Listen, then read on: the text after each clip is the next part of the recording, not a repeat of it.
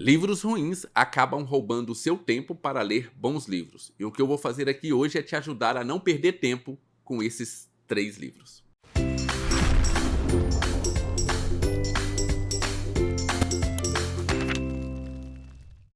Olá pessoal, sejam bem-vindos ao canal Livros e Teologia. Meu nome é Rafael Pablo e hoje nós temos um vídeo bem descontraído para falar de 3 obras que eu não recomendo você perder tempo com elas.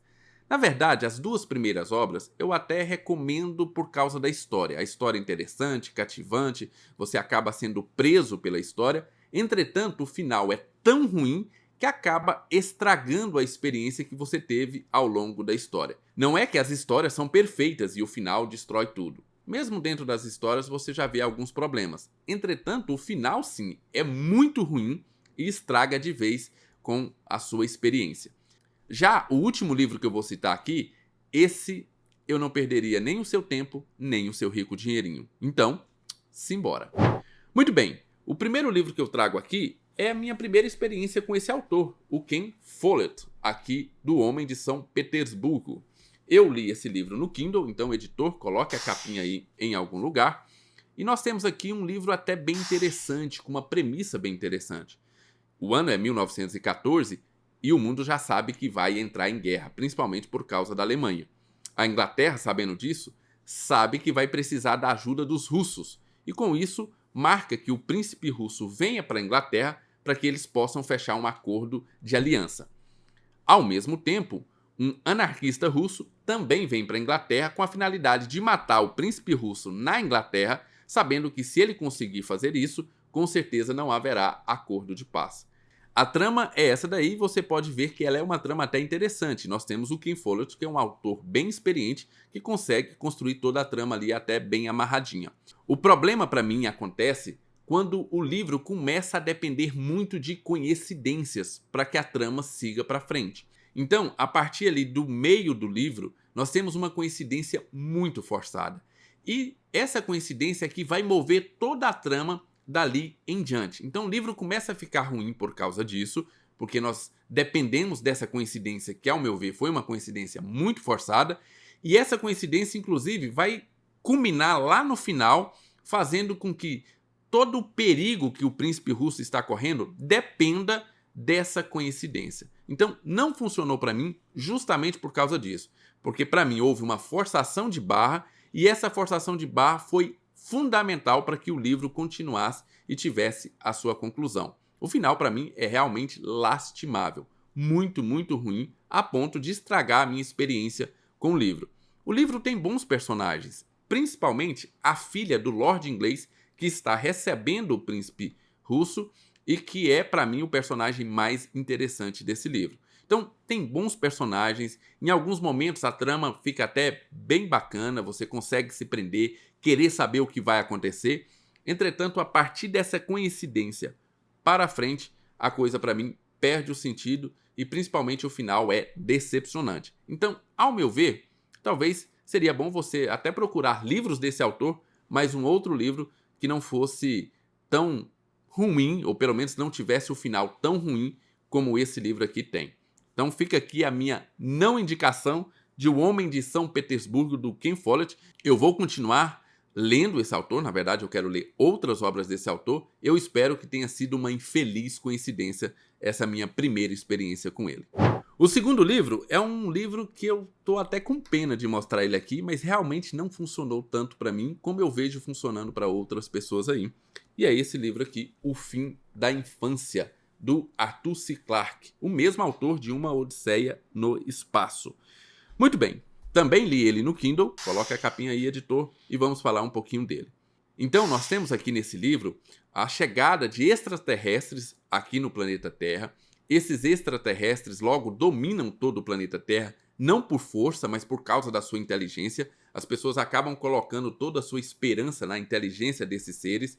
As pessoas não conhecem muito bem quem são esses seres, nunca viram, eles apenas dão determinadas ordens, e essas ordens são cumpridas porque no passado se mostrou as melhores ordens a serem cumpridas, e o mundo então está numa ascendente de prosperidade, de paz, não há mais guerras, não há mais pobreza, as pessoas literalmente eliminaram a pobreza do mundo. Então, por causa disso, todo mundo confia nesses seres. E esses seres, então, determinam o que deve e o que não deve ser feito aqui na Terra.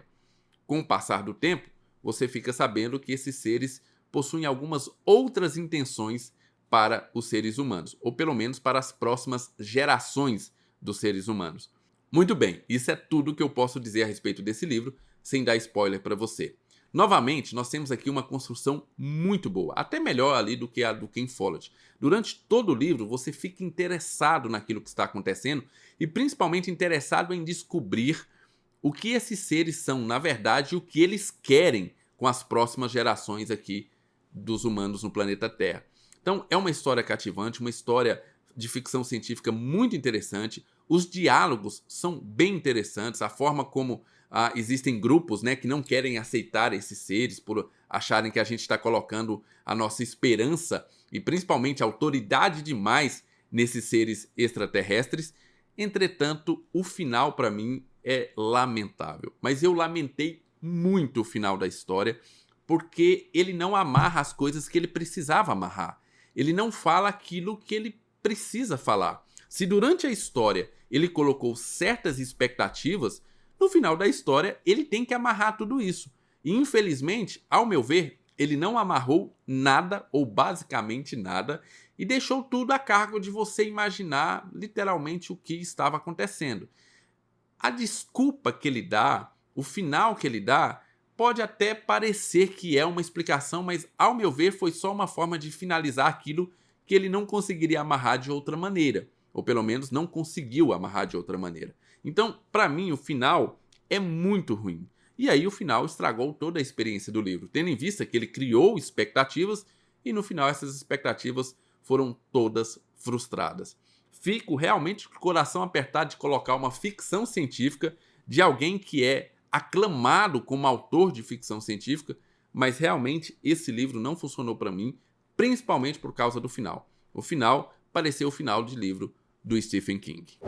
Muito bem, antes de falar do último livro, e aí esse sim, esse é o pior de todos e eu não gastaria nenhum real e muito menos nenhum minuto na leitura dele, apesar de eu ter feito exatamente isso, gastado o meu rico dinheirinho e o meu tempo na leitura desse livro aqui. Eu peço que você deixe o seu like, também inscreva-se no nosso canal, ajude o Livros de Teologia a ir mais longe. E se você puder, faça parte do nosso concílio, seja membro do nosso canal e participe do nosso grupo exclusivo no WhatsApp, das leituras compartilhadas e também dos sorteios exclusivos.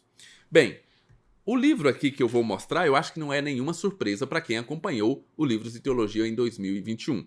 O pior livro que eu li esse ano está no quadro Os Piores Livros Cristãos de Todos os Tempos. E eu trago então para vocês O Amor Mais Louco da História, do David Leonardo, com direito a prefácio de Tiago Brunet, pela editora Quatro Ventos. Bem, se você quiser saber a respeito desse livro, por que ele é tão ruim, eu vou deixar lá embaixo na descrição o link para a resenha completa que eu fiz a respeito desse livro aqui do David Leonardo. É um livro muito ruim porque o autor não diz o que realmente quer dizer. Ou pelo menos, ao meu ver, me parece que ele teve medo de dizer aquilo que ele realmente quer dizer. O David Leonardo, apesar de ser um autor muito melhor, por exemplo, do que o Tiago Brunet, a escrita dele é muito melhor. Ele não escreve parecendo um macaco com uma metralhadora, ou seja, ele consegue concatenar suas ideias, ao contrário do Tiago Brunet, que vai soltando parágrafo um que não faz sentido com o outro, ele vai apenas soltando ideias. O David Leonardo não, você percebe um cuidado melhor, ele tem uma construção melhor dos seus argumentos. O problema desse livro é que ele não fala sobre o Evangelho, e ele está se propondo a falar sobre o Evangelho. Afinal, o amor mais louco da história é justamente o amor de Cristo por nós, demonstrado ali na cruz.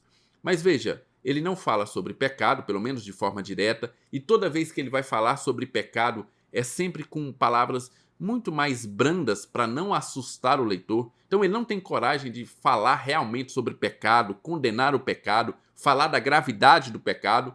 Ele passa sempre muito por cima desses assuntos e tem toda uma pegada coach, aquela pegada para amansar a sua alma, para deixar a sua alma bem confortável com o seu pecado e dizer que esse pecado nem é tanto problema. Você pode continuar com ele aí, porque Cristo te ama de qualquer maneira. É mais ou menos essa a mensagem do livro. Olha, não precisa de mudança de vida, só saiba que você é amado por Deus. E isso vai mudar a sua vida e pronto. Bem, o que faz com que muitas pessoas leiam esse livro e acreditem que tudo bem, por exemplo, adulterar.